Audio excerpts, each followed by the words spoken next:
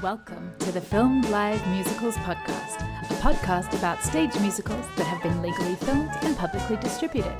The Filmed Live Musicals website contains information on nearly 200 musicals that have been captured live.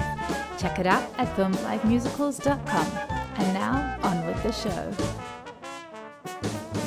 Welcome to the Filmed Live Musicals podcast. I'm your host, Luisa Lyons, and my guest today is Pat Valera, playwright and director of the hit Filipino musical Mula Sa Buwan, a musical adaptation of Cyrano de Bergerac set in 1940s Manila. Welcome, Pat. Hi. Thank you very much. Thank you for having me here. It's absolutely my pleasure. Amidst a time difference, I'm in Manila right now. So it's morning there, and we're about to. Yep, 12-hour time difference. Correct. So to start us off with, what made you fall in love with musical theater? Well, I think I was in denial when I was young because I am a director, I am an actor, but I can carry a tune, but not necessarily one of the best singers. So I live vicariously through the music. When I was younger, I first saw or first heard I heard my first musical through cassette. I am 38 years old, by the way, so I lived through the age of cassette tapes, and it was Les Miserables. And when I popped it in the, what do you call it, cassette player, I was just mesmerized with the story and everything and the sound and the grandness of it. But like growing up, I when I wanted to embark into the theater, since I didn't sing, I thought I would be better off as like a playwright for straight plays. But it's just like an itch, or it's a calling inside that you want to create, especially for things that are larger than life. So back in University of the Philippines, studying theater arts, that's when I discovered our local forms of musical theater, and also was able to watch more productions. And from then on, I said, okay, if you can't do it, wing it and then express it. There's always a space for the theater for every kind of lover. Oh, Yeah. that is a beautiful phrase. I love that. I'm going to steal it. That's No really worries. beautiful. Yeah. Well, because it's true. It's true. That's the beauty of the theater, no? You find all sorts of people and dreams and longings and egos as well. So yeah. Some things are universal. Yeah. What kind of local forms of musical theater were you drawn to, and can you explain what some of those are? I know of Sarsuela. Yeah. So the Philippines has a very interesting cultural mix and history. So of course you have our indigenous roots, and we'd have our indigenous musics and songs and heritage coming from our ancestors. But for the longest time we were under the Spanish rule. So for 300 years, and from there we were able to learn and make it our own. Some of the musical theater forms and other theater forms of Spain, particularly the zarzuela, spelled with the Z. Now in the Philippines, through time, it's now the zarzuela. No? And then towards the turn of the century, we were now colonized by the United States. And from there, we had influence of jazz, other styles of music, and we had now vaudeville. But locally, we call it vaudeville. So instead of vaudeville, it's vaudeville. Mm-hmm. Yeah. And of course, we were also, for a time during the war, under the Japanese Imperial Army. And from there, and moving on, we were always able to speak different languages, mix with different cultures. So it's really a mix of a lot of different cultures trying to find its identity and sound, trying to voice out its wants and desires, some of it borrowed, definitely eventually owned, creating its own, I would say, musical style and identity, or finding still. Yeah. So Mm. it's hard to encapsulate it. But for example, in Spanish, you have the Zarzuela, It's like their opera style of opera. Now we have zarzuela, and we have our own narratives or song styles that we place to make it our own. Mm. So it's kind of like a melting pot, like the Philippines is, of all different It kinds of is. music. Like there's jazz and opera and like a more poppy sound, I guess. Yes, definitely. And everywhere globally, we're known to be the best singers, and I will claim that. It's just with our Totally agree. culture. We if we come to Manila, karaoke is our national pastime, apart from basketball. And we sing a lot. We sing about all of our joys, all of our pains, all of our heartbreaks. So we're a very musically inclined country. As represented by the most, probably the most internationally famous Filipino musical theater artist, Lea Salonga. Definitely, yeah. So we have Bea Salonga, who is every person who grew up with Disney knows her. Every person who in the Philippines who dreamt of going to or doing musical theater knows her, and we're very proud to have her. But apart from her, we also have Joanna Ampil, we also have Monique Wilson, and other greats all around. Whether they are in the stage in New York, or in a cruise ship, or in a touring production, we're everywhere. Mm. Yeah. Singing and dancing up a storm. Yeah, making life a little bit better with a tune. Oh, there's another code. Oh, you're speaking my language. You mentioned Les Mis before. Did you watch the filmed version, like the 10th anniversary or the 25th anniversary, the captures that they made? Yes, I did, but I I probably watched in university because access to get it is quite hard. It's only now that we have opportunities to watch different film versions or different recordings, that we are more open to share it or to show it or to showcase it or to reach out to better audiences. So yeah, I saw it and definitely proud seeing one of our own there, one of our own singing on my own. But a lot of things I was able to see as well recently because of the recent pandemic. You're able to watch a lot of film musicals. Yeah, the internet has been such a game changer for providing It access is, to a yeah. wider population of people. It really connects us, no? One of the things that I've been trying to see as well would be film musicals from Korea. They also have this really strong and, my God, professional way of presenting their musicals. It's, I would say, as spectacular as one shown in Australia or in New York or in the West End. It's amazing. Yeah, you just feel a little bit that jealous. The scale of their musicals is so immense. And what I love about Korea too is that they're filming both casts. Like if they have an alternate cast, they'll film both Uh and huh. you can see both casts. I love that.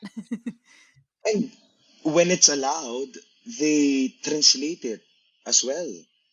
So there are Mm, performances of Wicked, of big musicals translated to Korean.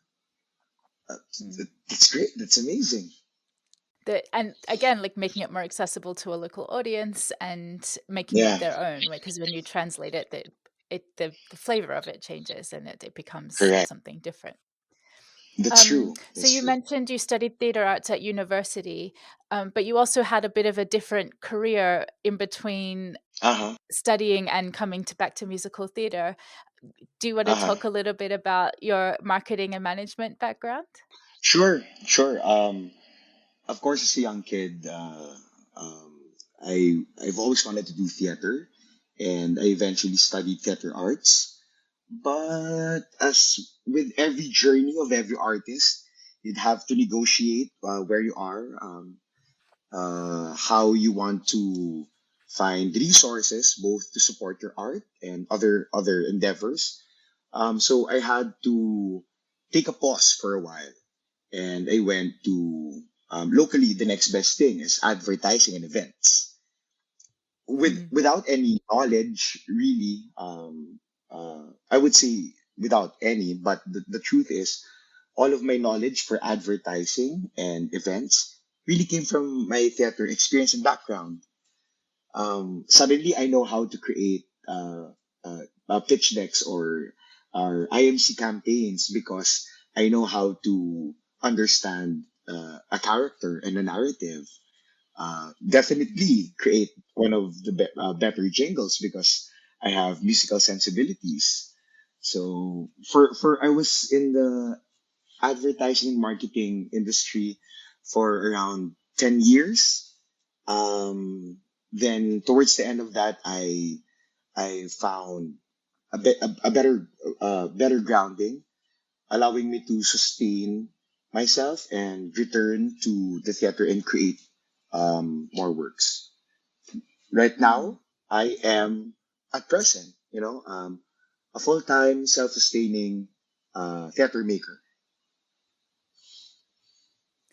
Yeah. Living the dream. I hope so. Take it day by day.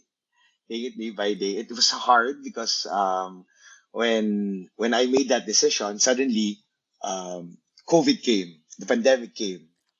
No, so yeah, but it had its um uh things that we that had to make that the person needs to realize. So yeah, so uh but but as with the theater, the show must go on, and you just have to be hopeful. Most importantly, yeah. Absolutely. And in addition to all these, to studying theater and working in marketing, did you study music? Not necessarily. I come from a musically inclined family. Um, the funny thing is that my brother plays the piano marvelously. My sister sings and plays the guitar. My father plays the guitar. I know only how to dabble some of the notes. But growing up with that type of family, um, whenever I'm in rehearsals or even if I really can't play the piano, um, I know tune. I know whether it's sharp or whether it's correct just from experience. So take it again with a lot of chutzpah more than anything. Yeah. You have But a musical ear. You yeah, I think so. I think it's organic, but at the same time, I know my where I need work at. So oftentimes, I have a collaborator for music, working together as I write the book, the lyrics, and the bigger concept for it. Um, but yeah, I've always had constant collaborators too for the things that I've created. So that brings us to the musical and adapting Cyrano de Bergerac. What drew you to that story? It's such a when I'd say timeless, that's probably not the word, but it's such an affecting story, especially when you read it when you're young, because it really talks about at the heart of it all is unrequited love. Oh, a person whom I desire does not love me. So, in that sense, it's universal experience for most of us, at least, who love and are not desired back because uh, we think that we are lacking. But then, as I grew and had more experience, I realized that the story is not really just about physical appearances or manifestations. For those who are listening, I think you'd be more familiar with Cyrano with the recent musical by Peter Dinklage. So it's the same source material where we adapted it from Edmond Rostand and uh, like I was saying, when I had more experience, I realized that it's not just about the physical differences or manifestations which makes one supposedly seemingly unlovable, but it's also a quest or an interrogation about what is ideal and what is love and things that we try not to talk about in depth. So that's the first part where the Cyrano story interested me, but also um, I saw a different pathway for the story in terms of how to stage it or for it to be more resonant, at least in the Philippines. Um, uh, we adapted it to and set it in 1940s Philippines in a nation just about to be free.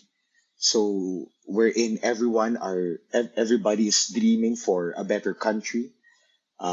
And then we made our characters. So if you've seen a lot of versions of Cyrano, they're in their 30s or in their 40s. Now we made them um, around 16, 17, 18, Mm. just in that ideal spot wherein they are yearning for a future, dreaming for a future. And in this version, Cyrano is not a soldier, um, but rather an ROTC cadet. I don't know what's the equivalent of ROTC in the States. It's like a required military training for the young. Okay. Would- Like Yeah. So not conscription, but like an entry level kind of thing. yeah, entry level kind of thing. And in the Philippines before the war, all of the young boys were required to do some drills under the sun, preparing for a supposed fight. So they're now at the age of 16 to 20 in display, and Roxanne is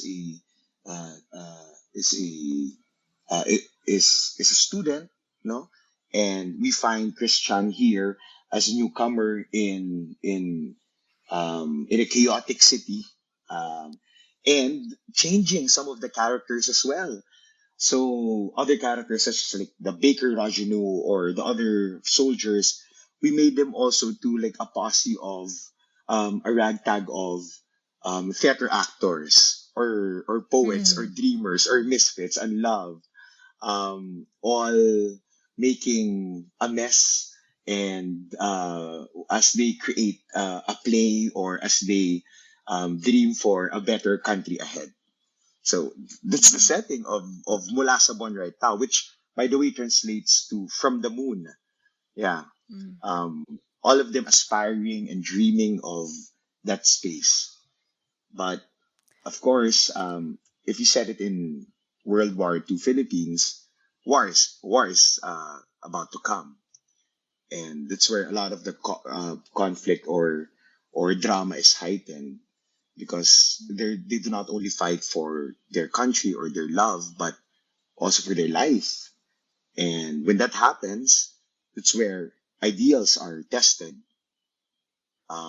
So yeah, it's been a wild adaptation, I must say.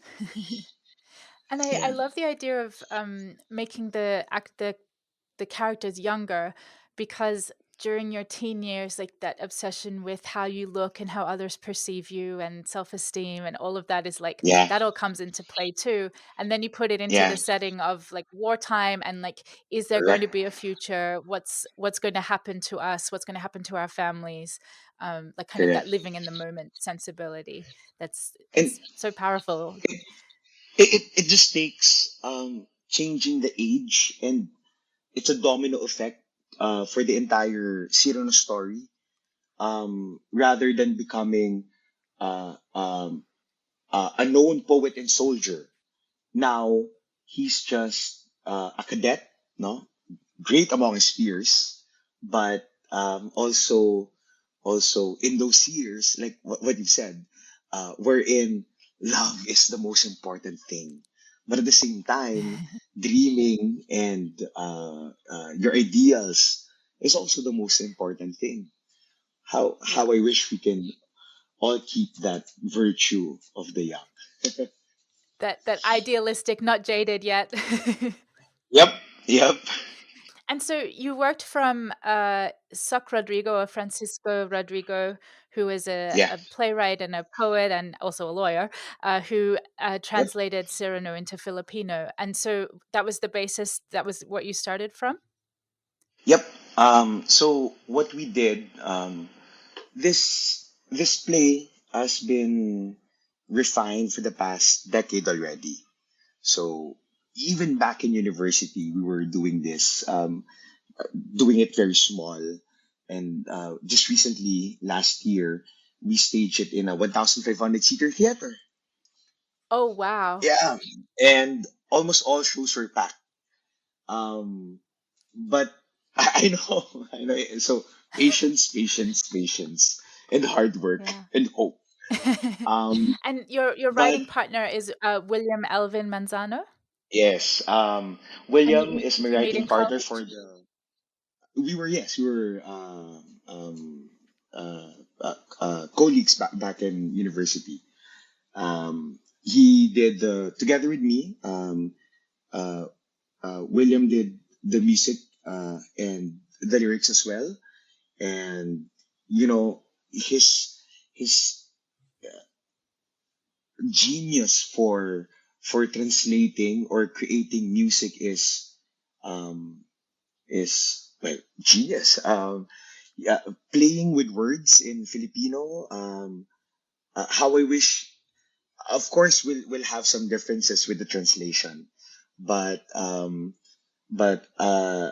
his ability to create lovely melodies but also heartbreaking at the same time. That's William. Mm. Yeah. I've I've only heard a tiny snippet of the score, and I am so Uh, excited to hear the rest. you know what? Some of our songs, we have this song called Ikaw, and just in the past year, it has been played in a couple of weddings, used as a wedding march, used for a proposal, and used for an actual serenade. So it's that's amazing. So um, but whether it's good or not, we're influencing people to be more romantic. And more of that, please. I hope So the so. I first hope so. so the first version was around 2011, and it had a different title then, right? Cyrano, Yes. I uh, Yeah, Isang isang Sarsuela? zarzuela. So it means Cyrano, a rock zarzuela, which was really the musical form we wanted to interrogate and challenge.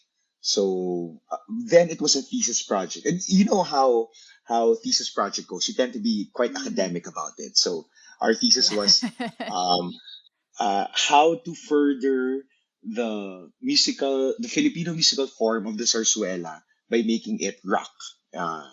And they're more Mm. palatable to a younger audience.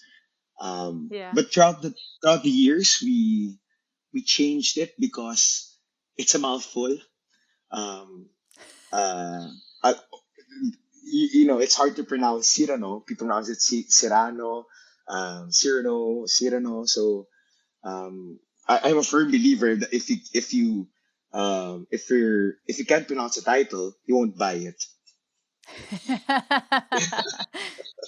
Yeah, it sounds too distant to you. So we eventually chose the title Mula Sa Buwan, which is from the moon, because the moon, as utilized by Edmond Rostand in writing Cyrano de Bergerac, is a central image and metaphor utilized in the play.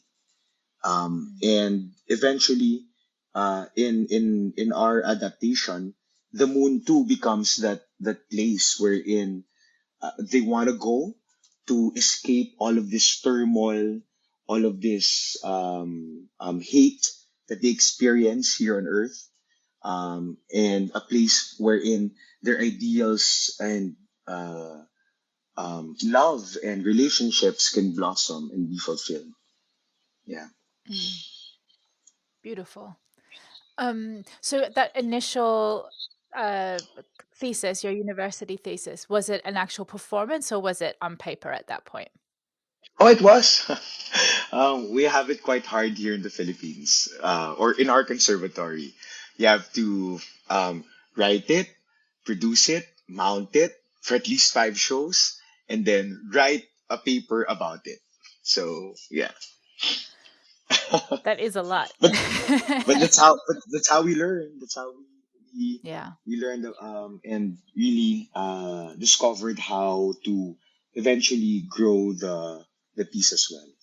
Did you spend more time developing it before the next? It was 2016 was the next production, right? Yeah, At the Irwin yeah. Theatre in Ateneo? Um, well, developing, but at the same time, uh, also being hit by the reality of life. So when we first staged it, it got great reviews. No, it wasn't in its best format. It was in its youthful exuberance. I would say, no, that audacity of youth. So we thought, oh, we have one of the best productions here. So immediately people will be producing it. So, but that didn't happen. No, um, it took a lot of rejections before we realized that hey, maybe it'll be better if we try to produce it on our own. So we did 20 because other college groups would be producing it, but not it in its big or um, or what we imagined it to be. So Mm. we took the risk in 2016 and said, okay, we believe in this production, so let's do it. Let's produce, and then And was we that didn't earn from okay? that. So Was that still the reality of back then life. with was that back then with Barefoot is it Barefoot Productions? Oh, it was Barefoot with Black Theatre? Box then. Yeah, it was Black Black Box Box. Theatre. Yeah, this last year, in this Steam version that we're gonna have is produced by Barefoot, which is a company I'm also Hmm. part of. But before it was with a couple of peers from the advertising industry, you know, taking a gamble and producing the musical. It eventually earned. So that's enough for it to show again and again and again. So that's great. Yeah. So let's fast forward to the production that is being Okay. streamed, and that was the 2022 production. Yep. Yeah. So And yeah, yeah. can you get us to that production? So we maybe it's a good opener to say that um, the Philippines was under one of the longest lockdown, and theater was touch and go for a long time. Even when the other countries were opening, we weren't able to open as fast, Mm. because of local protocols and local and whatnot. So uh, the the desire or um, the desire to watch a play was unsure. But under our company, we decided that okay, let's start it first with Mula Sa Buwan. Why? Because it's also a play that also pays homage to the theater, to the experience of theater, the love and the love and the process of creating theater. So we started with that, and we in a very now you'd call it strange way of rehearsing. We're in everyone's mask, distance, regular testing every week, which is so weird because theater is a space of it's a safe space of interaction. But now we had to go through that process. So we rehearsed for a couple of months, and really even nearing the dates where we opened, not knowing whether we'll be embraced by the theater going public or whether they'll be returning. But thankfully, when we opened September at the Samsung Performing Arts Theater, and my and again our our audacity or chutzpah to stage in 1,500 seater theater to commit for 13 shows. It's quite something. You'd even say it's brash, you know. But thankfully, we were able to stage it and to open at the very least, and people came. And then later on, we were selling our shows because of word of mouth through social media. Definitely because people wanted to see the production, but also people wanted to return and find their community and space back in the theater that we've missed for so long. Um, Mm. and one of our decisions too was okay, just in case anything happens, someone catches COVID, or and then we have to close our show because of that. Um, let's record it. And this is where the idea of streaming, really, it was a backup idea that Mm. eventually morphed into the idea, if we're gonna do it, let's do it well, let's professionally record it rather than just Mm. record it in just for whatever purpose. Like a Especially as archival we kind of saw, thing. correct, uh, not knowing that the process of professionally shooting it, going to a more filmic language, is a whole lot of work. It's an entire universe in itself. Yeah. And that's why it took a long time for us to do post production, because we had to accept that the language of the stage is so much different from the language of cinema or film. So Mm. yeah, so but yeah, I mean, thankfully we were able to finish shooting it and then had another run come December 2022, again sold out. Uh, and we're just so excited to share this because we realized that our story, uh, which by the way also has an English translation to accommodate people from all around the globe, um, Mm. it's not just a story. It might be particular about the Philippines, but it resonates to everyone who loved, everyone who dreamt, and everyone who believed that the world can be better. So Mm. yeah, And it's that idea that like the more specific it is, the more universal it is. that's correct. That's correct. Later on, now that I realize what my literature and theater teachers tell me, that specificity is key to knowing thyself, and to understanding each other as well. And I'm just so happy that we are in an era that allows um, more diverse narratives to be presented, that allows a space for inclusivity, no, that champions different voices, different narratives, different colors, different tunes, different voices, and really and a lot of representation happening, um, Mm. uh, and and it's really becoming, hopefully, no, we follow that path, that it's becoming towards a more accepting, um, global world that we live in. And in Mm. that space, it's a space wherein we share our stories. um and I saw your site that you don't just preview or show or broadcast shows from or support shows from the states, but from different countries as well. And isn't that the dream, to understand each other best because of our stories? And it's I love that like we were talking about before, like the power of the internet to bring local productions to a global stage and Yeah. bring those local stories to a global stage. Oh, I have so many questions. Okay, go ahead. First of all, with the English translations, who did you work with to do those translations? Well, I did. So, um, since there, since, so that's the thing too. I translate. So I translate from English to Filipino, but from those languages only.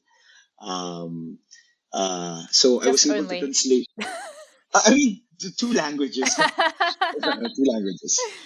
So I did the translation myself since I know it best as well. Yeah. Wow, you are wearing many Uh, hats for this production. I love that. as we all artists should, to find Yeah. contentment and success. No. Yeah. And you mentioned as you were talking about creating the pro shot that like switching between the theater language and a filmic language. Did you have a separate film director or was that another hat that you were wearing? No, we had so since all of the blockings and lighting are already set. What we did is that thankfully my assistant director also works in with also works in film. So instead of me, so in the pro shot, we're credited. Both of us are credited there because I Mm. have to give it to him because he's the one who really said that. Okay, let's shoot it this way. Because this eventually, when it's edited and graded and things that I do not know, then it will translate best. We also our crew was also came from commercials. So our director of photography, JC Galidon, did a lot of music videos. So it's really being humble and saying that okay, guys, we can't shoot this with our iPhones or anything. We need professional help and also the strength of people who know how to translate it to film best. Hmm. And your assistant director is Miko Angeles, is that right? Nico Angeles, that's correct. Yeah. Hmm. And so when you filmed it, was it filmed with an audience or was it a separate, like filmed in a studio or filmed in the theater without an audience? So we filmed it without an audience, but live. Some parts are cut to cut, some parts are straight as not to affect the uh, the flow of the emotions and of the story. But we Mm. also used some composite of where we need it to be. But most of it, I would say 90% would be from film without the audience. But Hmm. in And essence, there was an was, audience because um, all of the crew, everyone, they were still watching. And yeah, yeah, was it filmed at the Samsung Performing Arts Theater? yes, it was. We filmed it Mm. for around 3 days, 12 hours, 12 hours per day, on and off. So just to create um, the best experience that we think it could translate to film, because it's hard. People love the live experience, but what can we offer with the pro shot that um, um, not necessarily better than the live experience, but it distinctly only film can provide. So you have camera angles, cut to cuts, you have a close up. Uh, so those things are leaps and bounds different already from watching it live. Mm. What was your camera setup? We had four cameras. Was it four or even six? We even used, I think, uh, now I'm bad with terms, but we had uh, we I think we used it red camera, able to shot with 4K to 6K, um, Mm. and um, not so much of the dolly, but we have ah, I forget the term, but the Is it one like the jib? yeah, yeah, yeah, Get moved? correct, correct. Mm-hmm. So when uh, it's a different experience because while as the actors perform or dance, two cameramen would be rotating all around the stage. And it's alien to us, meaning no foreign objects allowed on stage. That's a rule in the theater. Mm. But now here you have two people putting a camera in front of you, so um, it's an experience. Yeah. So often with pro shots or with like even with live streams when they're filming it live with an audience and filming a live performance, there's camera rehearsals. So you rehearse where the cameras are going to be, and so is that an element of rehearsal for the pro shot? I think our style was more of we can't do cut to cut because it really takes out the the energy. No? So Mm. our style was okay per scene. We already have camera placements, one for close up, one for wide, and then eventually we'll be able to cut it from there. Now that's not the easiest thing to do. The best thing is that you cut, okay, change angle, cut, because that's how they do it in film. But then again, we have different ways of doing our stories. So, uh, and because we opted to do that, it's more of like, okay, we have like six cameras times 3 hours each worth of footage. Now, how do we piece it all together? So, yeah, at Lots least of there's screens. lots of screens, but at least there's resource rather than. But sometimes, too many stuff to pick from isn't a great thing. Mm. Were any of the elements of the show changed for the filming? Like, did it have a different lighting plot? Did you have to adjust any of the costumes or the blocking to work for the camera? Not necessarily. We didn't have to adjust the lighting nor the choreography, as that is what I'd like about our director of photography. When he suggested that, okay, we can do it this way. But what I think changed was in the process of editing. Now, when we were in the editing room, we found that, okay, maybe we can add a little bit more of time or take out a second or two. Um, you know what they do with like in the film or when they do an establishing shot, a nature shot to establish a scene. So that's what we discovered because it helps with the continuous flow of Mm. watching a film version. So we had to accept that, you know, maybe 2 3 years ago we would say that no, shoot it as it is. We would be so what is presented should be the end product. No changes whatsoever. But now in the time of um, shifting us progressing with editing, with how we tell our stories in various platforms, and we have to be agile as well on how to edit and present our eventual work. So Mm. yeah, so for example, we have song numbers.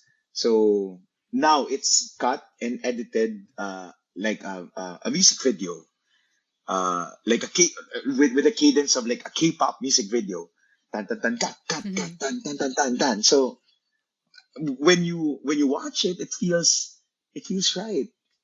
It gives the effect that you saw live with the tools that you have with film. This is a question I usually ask at the end, but I want to bring it in now. This idea of theater on film and filmed theater, it's like it's not exactly live theater and it's not exactly a Mhm. film. So what is this thing in the between and what should we call it? Um, I encountered this with some of my students before asking if digital theater is still theater. I would say that it is its own category. Particularly, especially as we've seen in the pandemic, it has allowed creation, discovery, and interrogation of what it could be. It will never be gone. It is a part of us, a part of our lives that we want to see.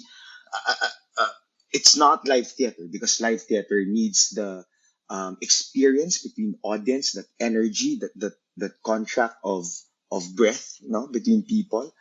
It's not film per se because uh, it's not the verisimilitude or the theories behind film, but whatever the name is, its own language.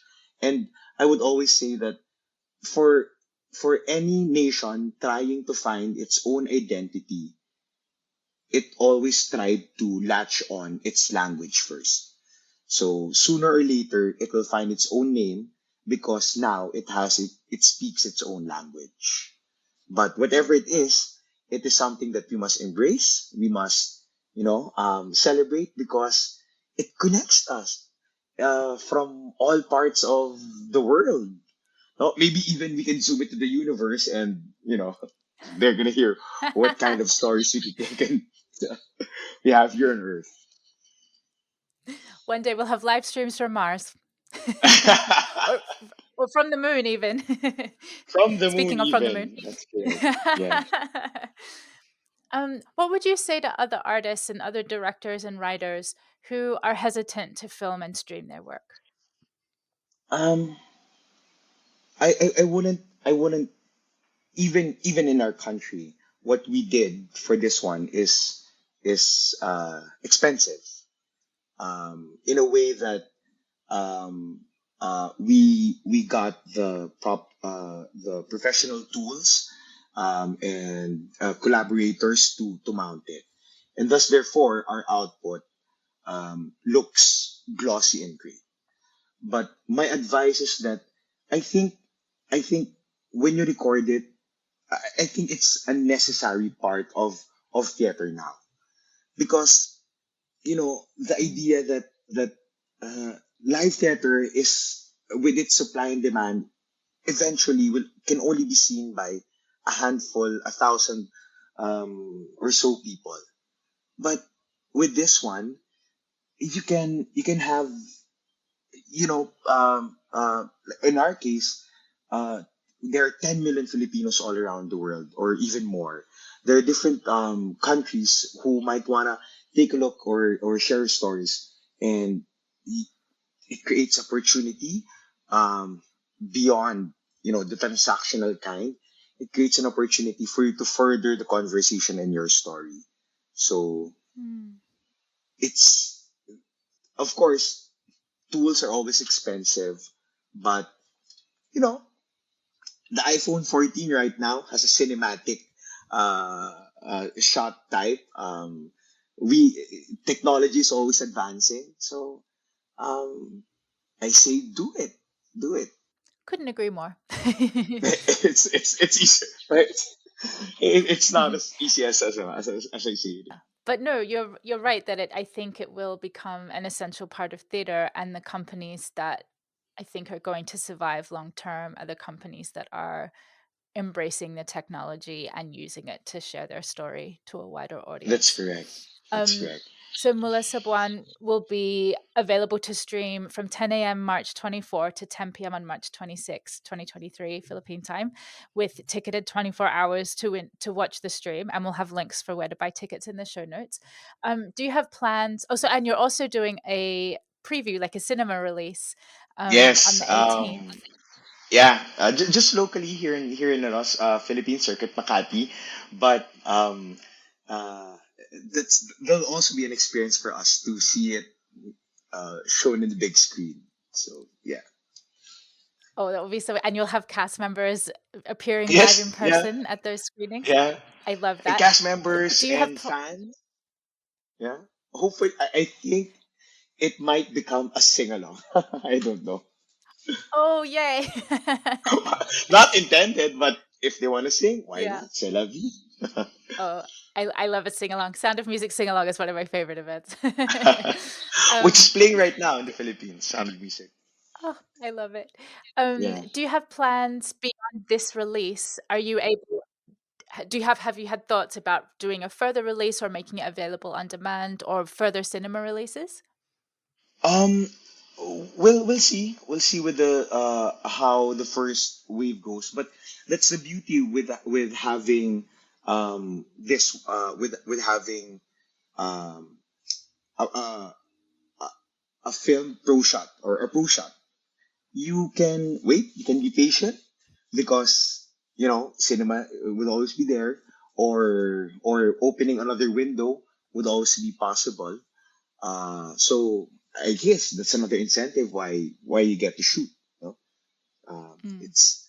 It's un untheater because it's now immortalized. Yeah, Yeah, it's I love the idea of film being able to capture the ephemeral, that, this is something that's fleeting in real life, but by having it on film, there's some kind of record. Even yeah. though with technology, who knows, like, cassettes are, we can't play cassettes anymore. So how long will we have digital around for? But that's a whole other question. Yeah. Is there anything that we should look out for when we're watching the stream? Is there anything that you would like us to pay attention to or be thinking about as we're watching? I think how we're trying to um, make it beyond just a recording. That's why we spent a lot of time editing in the editing room because we wanted to make sure that it it it gets both the magical moments and the idea of going to the moon. Um, I wouldn't say better than live, but still able to hold that emotion and feeling. Mm. When we uh, ever since 2010, 2010 2011, when we showed this play, people of course would laugh as the Cyrano stories is funny, but they would leave the theater crying. Um, Mm. and last year we were able to do that with around 32,000 people. Um, and we hope that it translates as well. The story still translates, especially now that we have the advancements of film to further that story. And of course, the sound. Um, uh, Mm. Being able to hear it as it's remastered for specifically for film, with specific clarity. Um, Mm. Maybe a different experience from a person sitting at the end of the balcony. Now being able to hear it in its full wonder. Mm. Oh, I cannot wait. Is it what was the band setup? Oh no, it's recorded. We did plus Oh, I one see. during that time. Um, it's different here in the Philippines. It's especially when we were starting with COVID. You had to minimize a lot of things.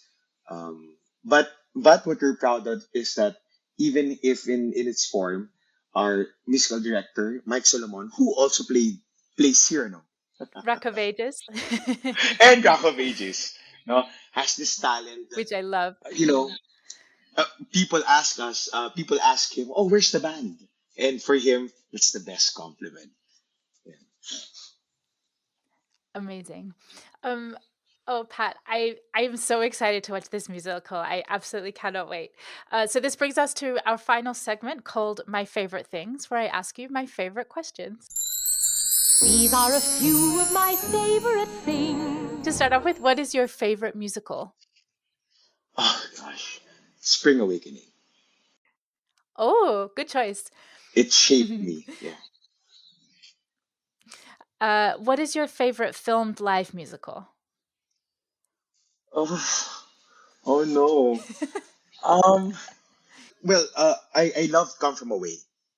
Uh, that version. How it was shot, and I think it was still able to capture the feeling of life. Oh, Mm. yeah, this prolific way of of shooting Come From Away. Yeah, that's one of my favorites too. Yeah.